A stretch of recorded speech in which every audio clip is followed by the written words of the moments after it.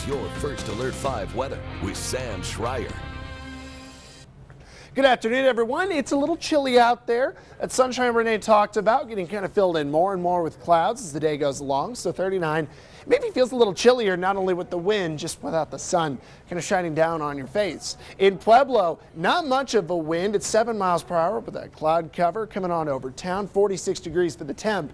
And I wanted to go ahead and get a look around the region because while the interstate is in the 40s and upper 30s, it is a lot cooler out to and over the mountains. But where the sun is still shining, La Junta, Springfield, Lamar doing so much better into the early afternoon here. The wind is coming a little stronger out of the east. That's kind of an upslope flow push, so it does tend to bring a little bit more cloud cover, but it also usually just doesn't mix the air up to a warmer direction. You want some sort of southerly wind or westerly wind in particular. Speaking of a west wind, Alex O'Brien did an article about it. It's going to be up on our website later. This is 3 years to the day of that big windstorm down Cheyenne Mountain through Colorado Springs, so check KOAA on our Facebook page later for that. We do have more cloud covers we mentioned coming through the high country, spilling out to the front range, and there is likely a little bit more snow wrapped up in the mountains than is showing up on radar. We are still pivoting quite a bit of energy, not only out of Arizona at this point, but also still wrapping some out of California that'll come into Colorado over the next 24 hours. Now today we're expecting skies to stay dry unless you live west of I-25.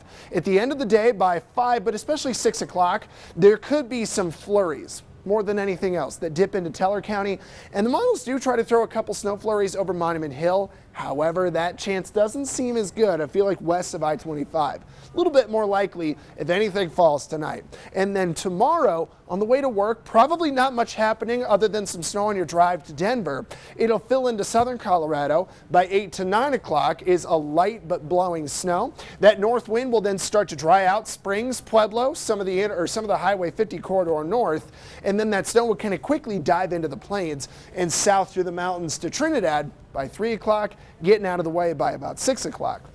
Snowfall, haven't had to change my maps much.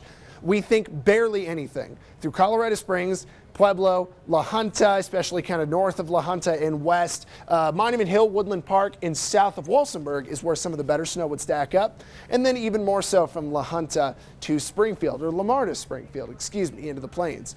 Over the next 7 days, we are forecasting temperatures to dip down tomorrow and then be kind of steady over the next few afternoons. The weekend will be chilly, it will be breezy, but we're going to do our best to get warmer by Monday and Tuesday in particular.